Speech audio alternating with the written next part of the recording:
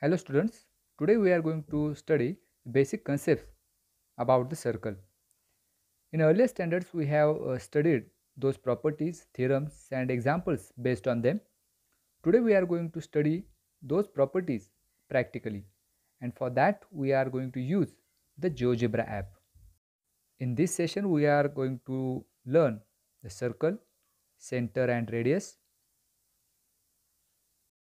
congruent circles, concentric circles, intersecting circles, chord of a circle and its properties. So let's start. This is the GeoGebra interface. So let us start with a circle. So let us consider these options, circles, and from that we have various tabs. The first is circle with center. So click on that, take any point on the interface and drag one circle on this GeoGebra interface. Now on the circle we have point B, and here point A is the center of the circle. Before we define a circle, we will take some points on the circle. So we have basic tools, a point. So on the circle we'll take another point. So name will be C. Then we have another D, E, F, G, H. So we can collect all of these infinite number of points on the circle. Now from this we can define a circle as the set of all points, all such points which are equidistant from a fixed point in a plane.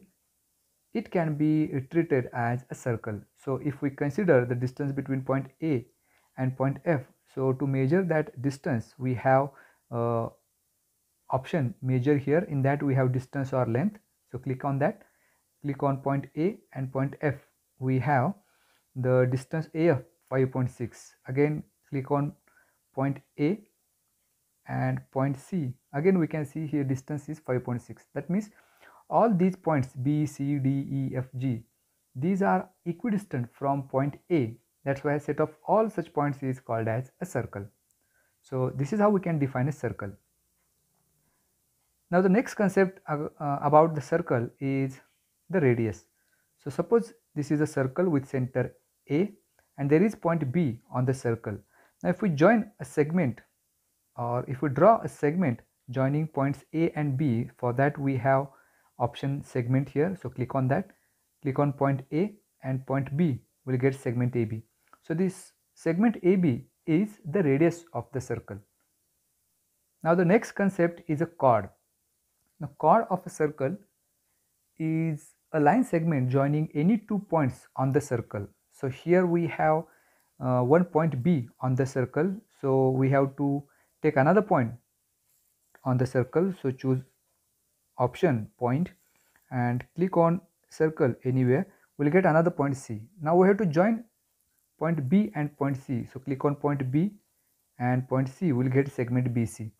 So here points B and C are on the circle and we have drawn here the segment joining point B and C. That's why segment BC is called as a chord. The question is, which will be the largest chord of the circle? Now as we have studied in earlier standard, the chord passing through the center of a circle is the largest chord of the circle, which is the diameter of the circle. So if we draw a line passes through point A and point B, we'll get this line, and the limited portion of this line, that is point B, and we'll take another point of intersection of line and circle as point D. So here we can say that the BD is the largest chord of a circle, which is nothing but the diameter of the circle.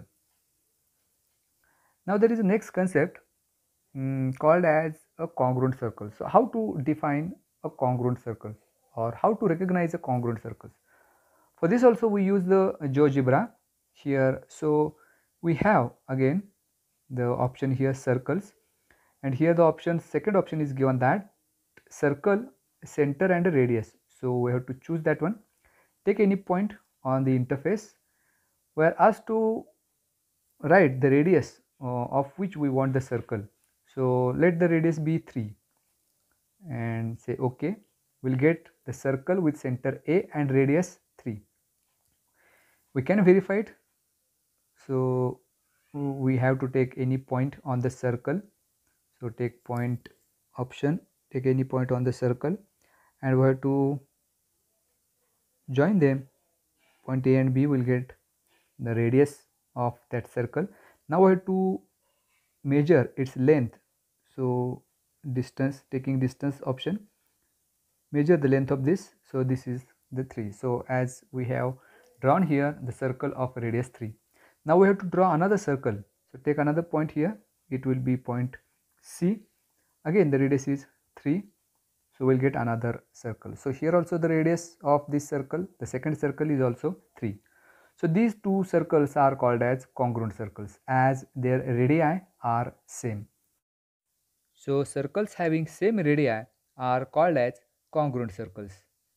Now the next concept is concentric circles. So let us understand this one. For that, choose the option circle with center. Click on that, take any point A and take another point B. So this is the circle with center A. Again we have to draw another circle with the same radius. So click on point A and drag, take another point D on it, we'll get another circle. Again we want, so again click on point A and take point E outside the point D, we'll get another circle. Again taking A as a center and point F, we'll get another circle. So as we can see here, these 4 circles having the same center, that is point A. So if we define the concentric circles, so these are all concentric circles as they have the same center. So circles having the same center are called as concentric circles. So if we consider their radii, if we join point A and point B, it is the radius of first circle. Then join point A with D, the radius of the second circle. Join point A and E, radius of the third. And point A and F, this is the radius of the largest circle. So as you can see here, radii of all the circles are different, but the center is the same. That's why these are called as concentric circles. Now the next concept is intersecting circles. So draw one circle with center A and now draw another circle with another center outside the circle with center A. So take any point C and draw another circle. Now as we can see here, there are 2 circles, circle with center A and the circle with center C. These 2 circles are intersecting each other at point D and point E. So we can call this as intersecting circles. So these 2 circles are intersecting each other in 2 distinct points. That's why these are called as intersecting circles.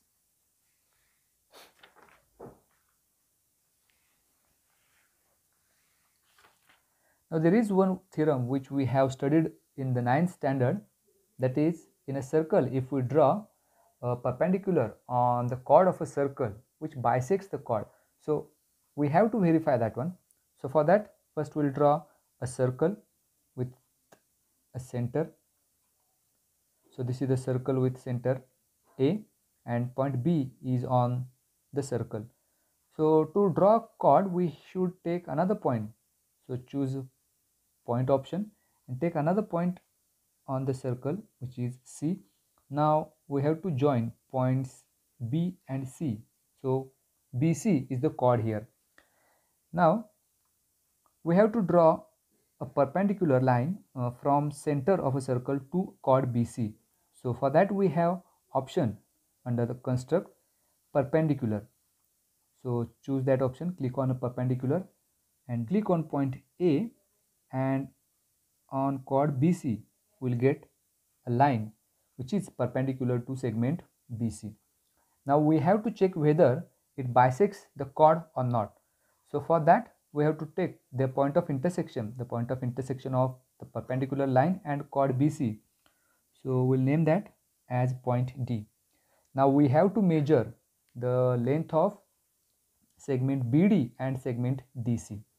So for that we have the distance or length option. So click on point B and point D. So distance is here. The distance of segment BD is 4.2. So distance of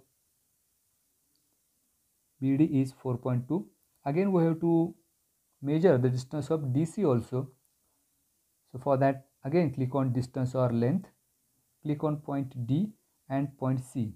Again, as we can see here, the distance DC is 4.2. So as we can see here, the BD and DC have the same length, that is 4.2.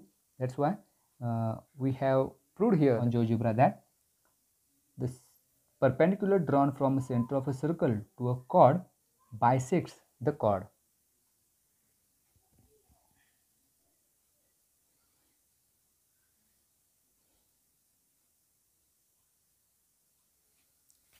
There was another property which we have studied earlier, that is, if there are two equal chords in a circle, then those chords are equidistant from the center of the circle. So let us prove that practically. So consider this circle with center A. Here two chords are there, B, B dash and B, B1 dash. So first we'll check whether they are of equal length or not. So for that, let us measure the distance of B and B dash. So it is 11.8. Again, let us measure the distance of B and B1 dash. So again, as we can see here, both distances are same, that is 11.8. So from that we can observe here that both the chords are equal. Now we have to check whether these chords are equidistant from a center of a circle or not. So to decide the distance of these chords from a center of a circle, we have to draw a perpendicular from center of a circle to both of these two chords. So we have a perpendicular option, click on that, click on point A and on chord BB dash, we'll get this perpendicular. Again we have to draw a perpendicular from center to the another chord, that is B1 dash. So again click on perpendicular option, click on point A and on chord B1 dash, we'll get the second perpendicular. Now we have to take these 2 points. Let us consider this point as C and this as D.